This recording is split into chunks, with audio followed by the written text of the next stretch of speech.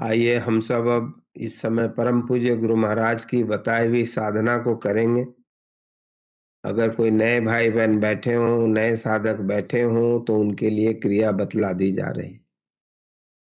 पर परम पूज्य गुरु महाराज ने इतने प्रवचन किए, इतनी पुस्तकें लिखी, उन सब का सार है क्या? वास्तव में उन्होंने यह साधनाएं हमें बताई क्यों? इन पुस्तकों को लिखा क्यों? और इतनी सारी उदाहरण दे करके हमें समझाना क्या चाहते हैं? अगर आप सारी पुस्तकें सही ढंग से शांत चित्त में पढ़ें, तो वास्तव में पुस्तकों का ज्ञान तो हमारा जितना जिस लेवल तक का ज्ञान है, वो आपसे देखते हैं। आपके अगर साधना में अनुभव बढ़ जाए और उन्हीं पुस्तकों को फिर दोबारा पढ़ेंगे, तो जो पहले अर्थ समझ में आया था, उससे अब भिन्न अर्थ समझ में आएगा। अभी हम सब एक भजन सुन रहे थे, गुरु कृपा। तो इन सारी साधनाओं का सार यही है कि किस तरह से हम गुरु कृपा प्राप्त कर लें।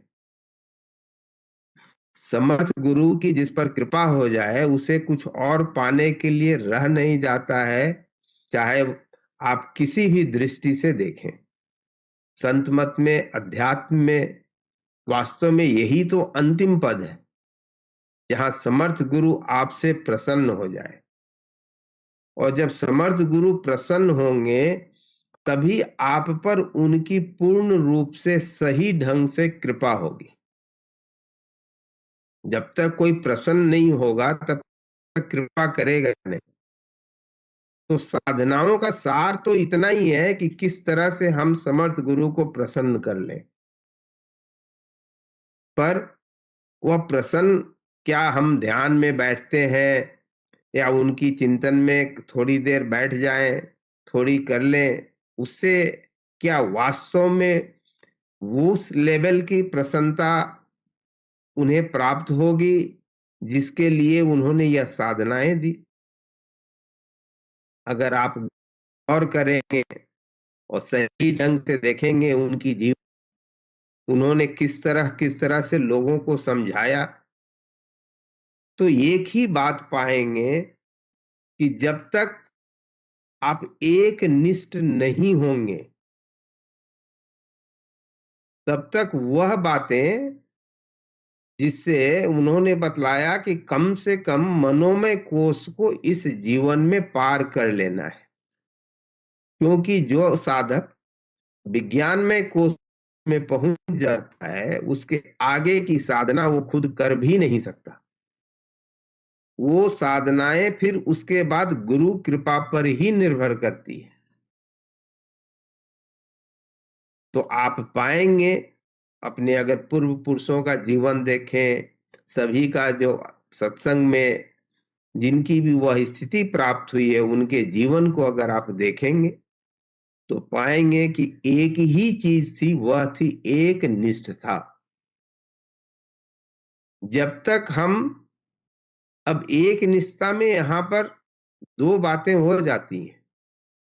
यह हो जाती है कि हम सबको उनमें देखें,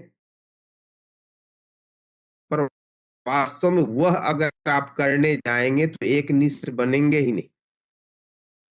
एक निष्ठ का तात्पर्य ही यही है कि आप ही सब कुछ हैं, बस किसी और को जानना ही नहीं है मुझे।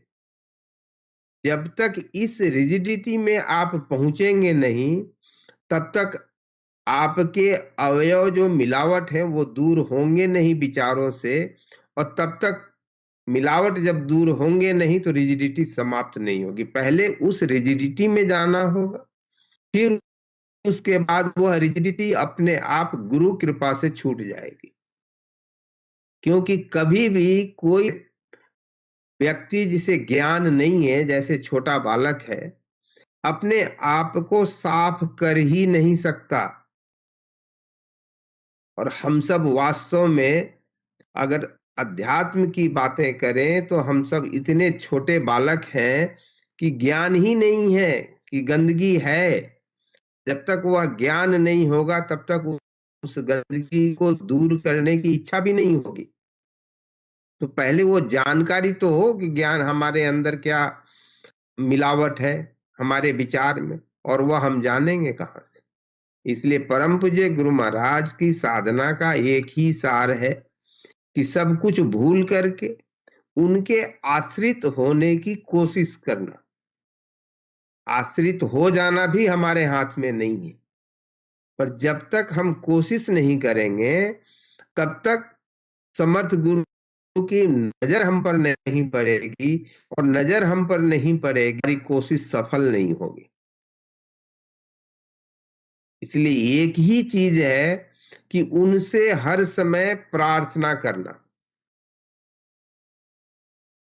और जब आपकी प्रार्थना आंतरिक होगी, धीरे धीरे आपके कोशिशों के कारण आपके प्राप्त तैयार हो गए, वहां से आपकी साधना समाप्त हो जाती है, जहां पूर्ण रूप से समर्पण के लिए अपने आप को अपने तैयार कर लिया। अब उसके बाद सिर्फ और सिर्फ उस भिक्षा सुनने की जरूरत है, ना कुछ पढ़ने की जरूरत है। उनकी अगर याद में अगर हर पल है, क्योंकि सारी चीजें इतने के लिए ही है कि आपको प्रेरणा मिल जाए कि आप उनकी याद में हमेशा रहें। और जब उनकी याद में रहेंगे तो आप एकनिष्ठ हो गए। एकनिष्ठ हो गए तो निश्चित तौर पर आप समर्पण के लिए तैयार हो जाएंगे। समर्पण के लिए तैयार हो जाएंगे तो निश्चित तौर पर समर्थ गुरु की नजर आप पर पड़ेगी, उनकी कृपा आप पर होगी, और फिर आपके अंदर न कोई इच्छा रहेगा, न कोई विचार रहेगा।